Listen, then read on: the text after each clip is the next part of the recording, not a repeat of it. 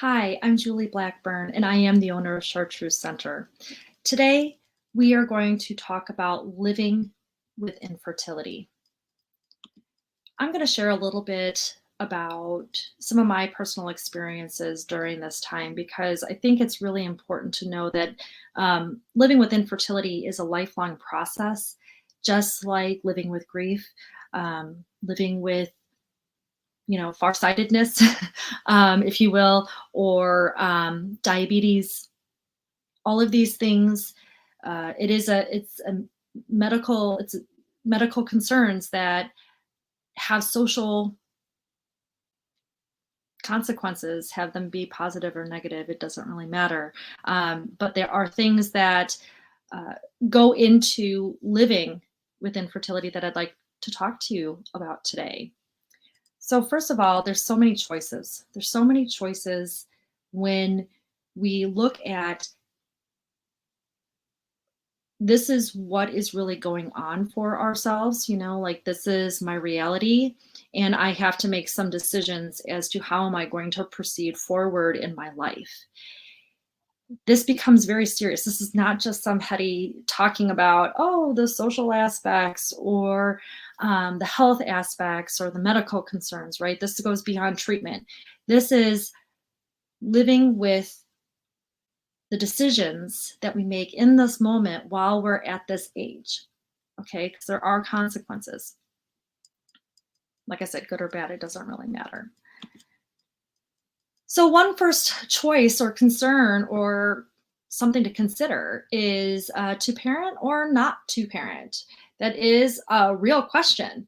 Uh, at this stage of our lives, we think this is what we are supposed to do, or that we are drawn or pulled to do this. So if the question is, do I really want to parent or do I not want to parent?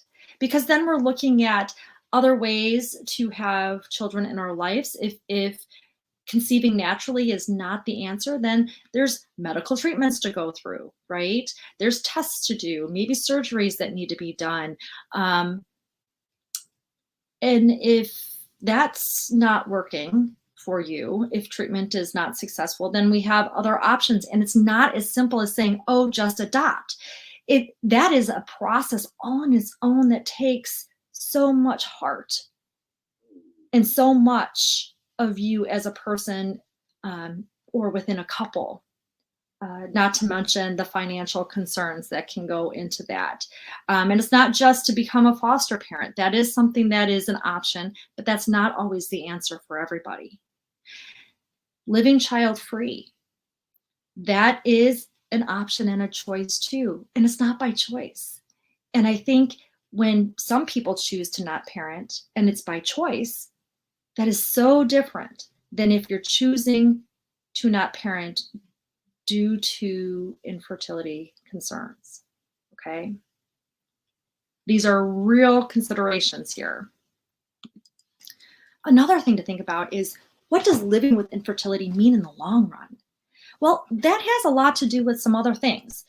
One is, different stages in life. That is certainly a huge component there as to right now, if you are not having children in your life, what does that look like? Well, do your friendships start to change? Do you maybe have different groups of people that you hang out with in different ways? But as you get older and life continues on, if let's say I happen to be an older parent, and I am older than the other parents in my kids' classes, and I decided to parent, and I became a foster parent, and I raised children and eventually adopted through the foster care system. But what that means is that I sometimes don't always click or connect with what other people are talking about because we're at different stages of our lives. Um, but on the flip side, there are people that, as you get older, it's people become grandparents. And then people retire, and what are they doing? And this is something where I can tell you, I actually went to a nursing home and spoke with, very specifically, I asked if I could just, talk to and visit with people who did not have any children. And I just wanted to talk to them and get to know them, and what their life was like. And I heard so many different stories, and this was really beautiful for me because I was in the process of contemplating what were my choices, because there's so many different ones, and what was going to resonate for me, and how did these women do it. So that's something to consider. The other aspect in the long run is ongoing health concerns. Wow, this is a big topic, and I could speak a long time about this, but women's health is not just only during reproductive health years. Okay, so I'm going to say that again. Women's health goes well beyond our childbearing years. Men's health goes well beyond that as well. If you're however you affiliate in your gender identification, it goes well beyond your childbearing years. Just going to say that. Our ongoing health concerns are still going to be present. They're still there. So if it's a low testosterone, guess what? That's going to still be there.